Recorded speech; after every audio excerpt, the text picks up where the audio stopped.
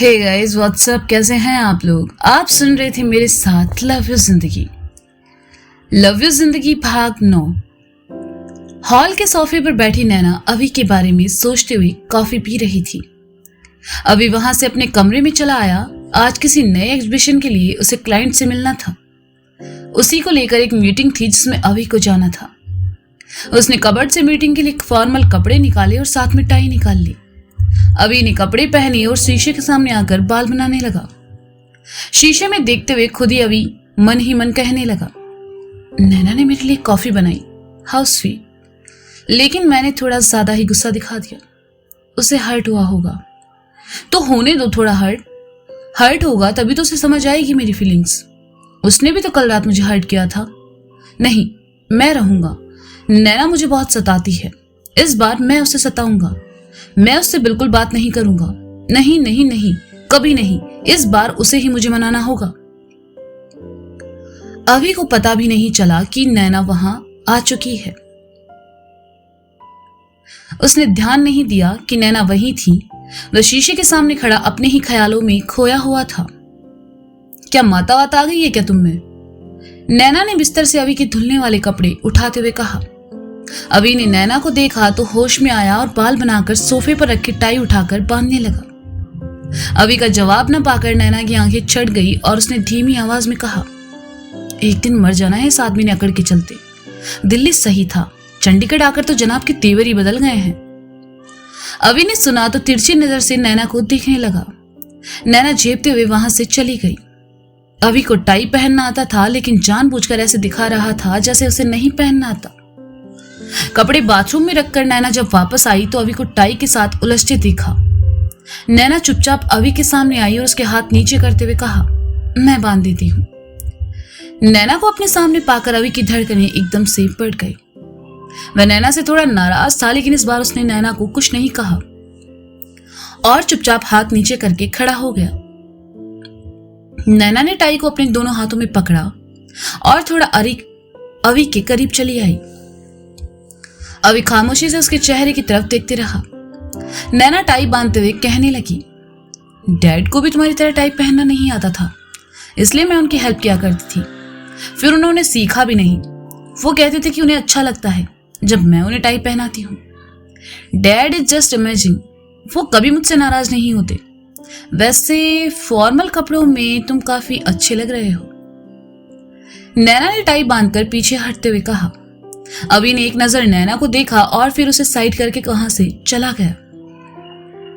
नैना को समझ नहीं आ रहा था वह अभी को कैसे मनाए। अभी के जाने के बाद उसने गहरी सांस ली और बिस्तर पर आकर गिर पड़ी। शादी के बाद अभी और नैना में हर रोज बहस होती थी, प्यार भरे झगड़े होते थे, एक दूसरे की परवाह भी होती थी। लेकिन पहली बार ऐसा था जब अभी नैना से नाराज था और उसे मनाने का तरीका नैना को नहीं पता था। नैना इसी बारे में सोचते हुए बिस्तर पर उलट पलट होती रही, लेकिन उसके दिमाग को तो जैसे जंग ही लग गया था। कोई नया आइडिया उसके दिमाग में नहीं आ रहा था। कुछ देर बाद वह एकदम से उठकर बैठ गई और कहा, क्यों ना मैं अभी की मॉम की हेल्प लूं। अभी अपनी मॉम की बात कभी नहीं टालता। नहीं, मैं उन्हें नहीं बता सकती। अगर उन्हें बताया तो कल रात के बारे में भी उन्हें बताना होगा और ये काफी एम्बेरसिंग होगा। कुछ सोच नैना। मैं अपनी मॉम को फोन करूं क्या? नहीं, अगर उसने इस बारे में बात की तो वो मुझे ही 4 बातें सुना देंगी, क्योंकि उनके हिसाब से तो उनका दामाद दुनिया का सबसे अच्छा इंसान है। फिर मैं क्या करूं? शीतल इस वक्त बिजी होगी। पांडा, मैं रुचि को फोन करती हूँ। वैसे भी उसका और मोंटी का रिलेशन सबसे बेस्ट है। वो पक्का कोई ढंग का आइडिया देगी।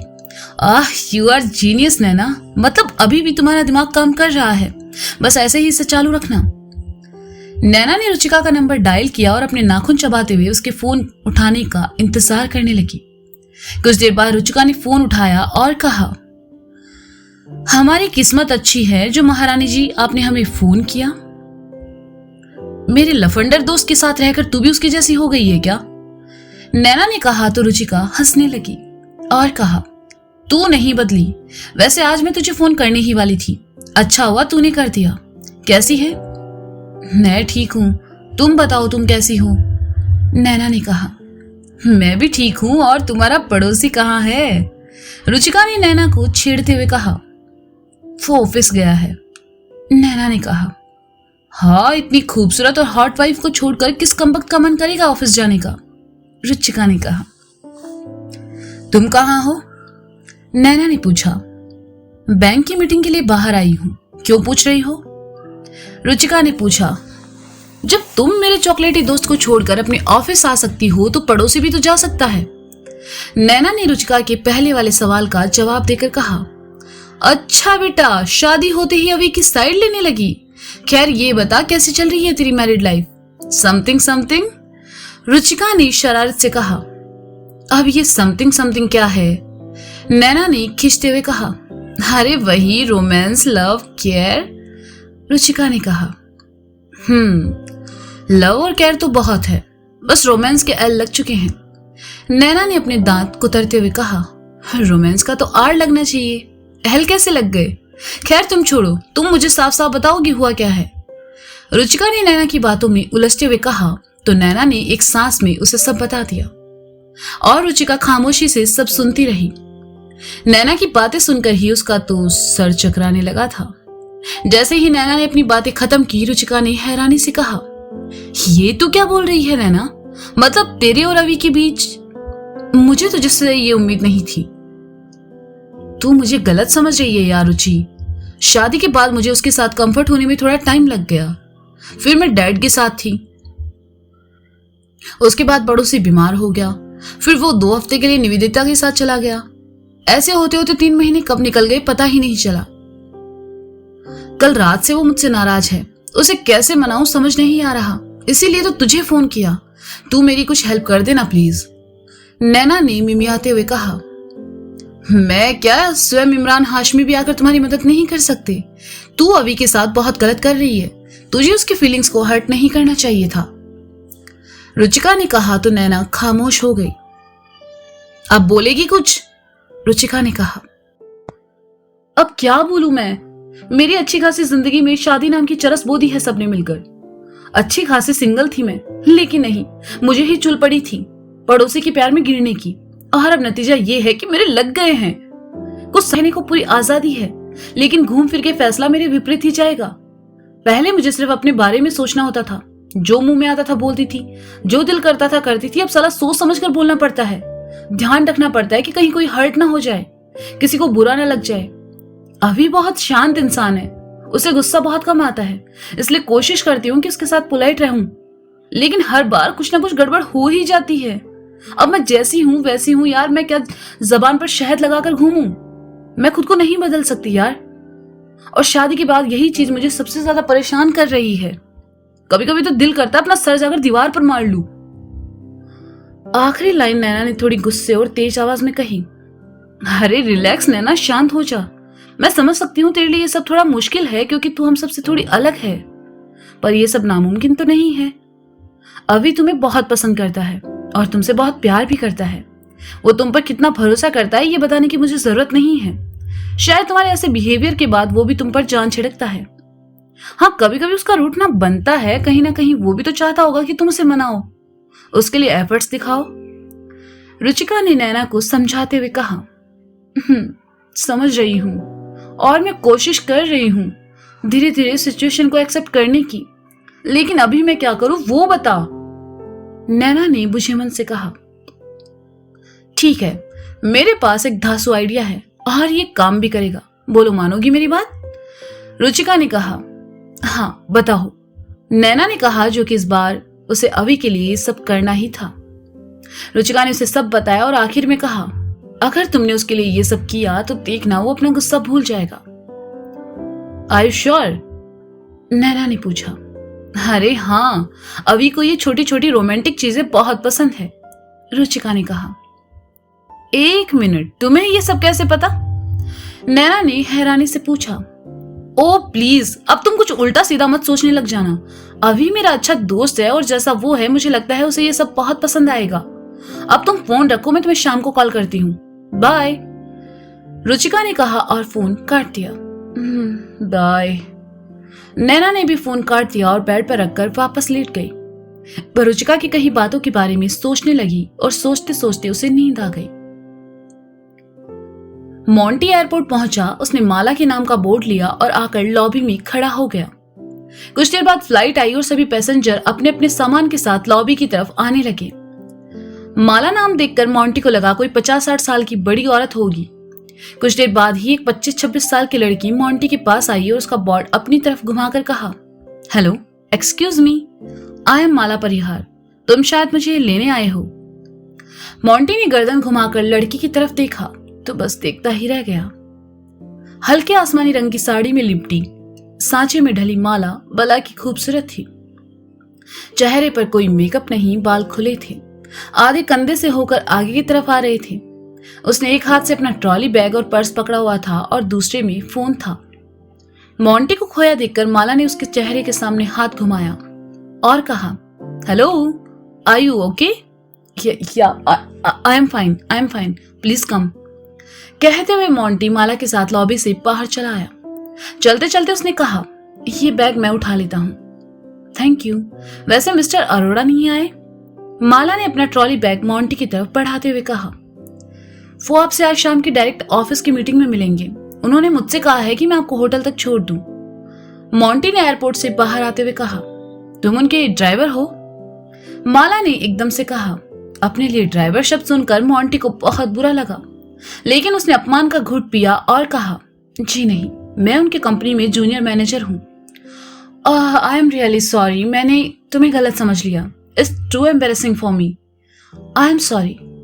माला ने मोंटी की बाह छूकर कहा तो मोंटी ने कहा, it's okay. By the way, I am Mala Parihar. Mala ने अपना हाथ मोंटी की तरफ बढ़ाकर कहा। माला का नरम व्यवहार देखकर मोंटी ने भी उससे हाथ मिलाया और कहा, मानव शर्मा, चले?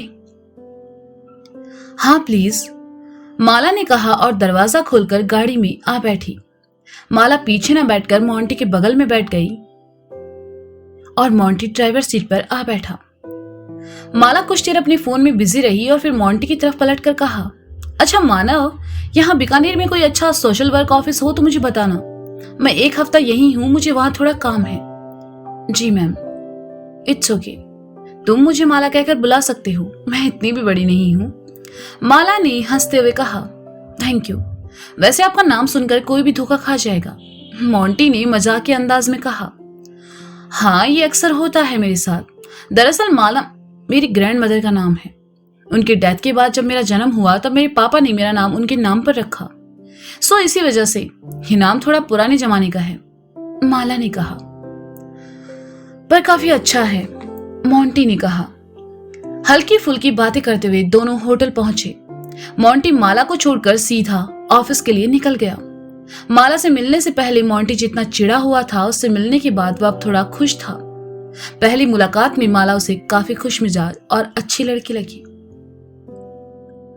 शाम में नैना कबर्ड के सामने खड़ी कपड़ों को देखे जा रही थी।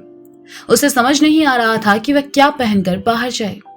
काफी देर देखने के बाद उसने एक जींस निकाली और ब्लैक शर्ट निकाला। उन्हें पहनकर वह शीशे के सामने आई। जिन शर्ट में हमेशा कंफर्ट रहने वाली नैना को आज ये कपड़े खुद पर कम ही अच्छे लग रहे थे। वह फिर कबर्ड के पास आई। इस बार उसने जींस और लॉन्ग कुर्ती निकाली और पहनकर फिर शीशे के सामने चली आई, लेकिन इसमें भी आज वो फीकी नजर आ रही थी। नैना को आज अभी के लिए बेस्ट दिखना था।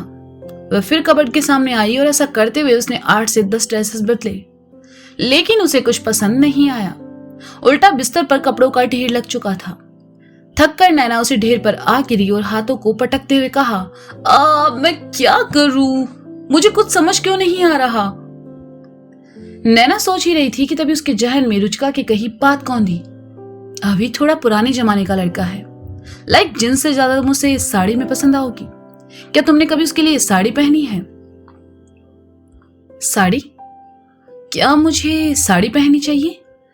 कहते हुए नैना उठी और फिर कबर्ड के सामने चली आई। कबर्ड में ज्यादा जींस टॉप और कुर्ते रखे हुए थे। शादी के बाद नैना ने मुश्किल से 2 या 3 बार साड़ी पहनी होगी। कबर्ड के एक अपार्ट में कुछ साड़ियां रखी हुई थी। नैना ने उनमें से एक नीले रंग की साड़ी निकाली, साथ ही मैचिंग ब्लाउज भी निकाल लिया। नैना ने कबर्ड से साड़ी निकाल ली तो उसने उसे पहनना नहीं आता था। घर में नैना, भोला और कुछ नौकर के अलावा कोई नहीं था। सौंदर्या जी इस वक्त हॉस्पिटल थी, अभी भी बाहर ही था। नैना ने रुचिका को फोन लगाया ताकि वह उसकी कुछ हेल्प ले सके। लेकिन रुचिका इस वक्त बिजी थी। नैना ने खुद से ही साड़ी पहनने की कोशिश की लेकिन नहीं पहन पाई। इंटरनेट की वीडियो देखकर तो उसका सर ही घूम गया। अब उसे साड़ी पहनना इतना भी आसान नहीं लग रहा था। नैना ने साड़ी रखी और कपड़े चेंज करके नीचे आई। भोला भैया किचन में थे और रसोइयों को रात के खाने के बारे में बता रहे थे। नैना उनके पास आई और कहा, भोला भैया एक हेल्प कर देंगे प्लीज? बोलिए ना मैडम। भोला ने कहा, वो आपको साड़ी पहनना आता है? नैना ने पूछा। भोला ने सुना तो हंसने लगा और कहा, अरे नैना मैडम, मेरी तो अभी तक शादी नहीं हुई, मुझे इन सब के बारे में कैसे पता होगा? ठीक है, वैसे आज मेरा और अभी का खाना मत बनाना, हम लोग बाहर जा रहे हैं, नैना ने चाहते हुए कहा। ठीक है मैडम, भोला ने कहा और वापस अपने काम में लग गया। नैना परेशान से अपने कमरे में आई। शादी से पहले नैना के पास हर प्रॉब्लम का सॉल्यूशन था, लेकिन शादी के बाद तो जैसे उसके दिमाग ने काम करना ही बंद कर दिया था। नैना कमरे में रख के सोफे पर आकर गिर पड़ी। कुछ देर बाद उसका फोन बजा। नैना का मन तो नहीं था किसी से बात करने का, लेकिन फिर भी वह उठी और फोन तक आई। उसने फोन देखा तो पाया फोन विपिन जी का था। नैना ने फोन उठाया और कान से लगाते हुए कहा, डैड। क्या बात है बेटा जी, बड़ा अपसेट साउंड कर रहे हो, सब ठीक है? विपिन जी ने बड़े प्यार से कहा। नैना कुछ देर शांत रही और उसके बाद उन्हें अपनी साड़ी वाली परेशानी बता दी। तो विपिन जी ने कहा, मुझे वीडियो कॉल करो। हाँ? नैना ने हैरानी से कहा, अरे करो ना, कहकर विपिन जी ने फोन काट दिया। नैना को कुछ समझ नहीं आया, उसने विपिन जी को वीडियो कॉल लगा दिया। दूसरी तरफ जब विपिन जी ने कॉल अटेंड की, जैसे ही नैना ने उन्हें देखा, उसका चेहरा खुशी से चमक उठा और होंठों पर मुस्कान तैर गई। विपिन जी साड़ी हाथ में लिए खड़े थे। नैना को चुप देखकर उन्होंने कहा, चलो अपनी साड़ी लेकर आओ और जैसे जैसे मैं बताऊं पहनो। नैना ने सुना तो फोन की स्क्रीन को चूम कर कहा, और dad, you are the best dad in this world, I love you. तो दोस्तों ये था लव यू जिंदगी भाग 9। इसका अगला भाग आप जल्दी ही सुनेंगे मेरे साथ। तब तक के लिए शुक्रिया, बाय बाय, अपना ख्याल रखिए और हाँ, सुनते रहें लव यू जिंदगी सीजन 2 मेरे साथ। Bye bye.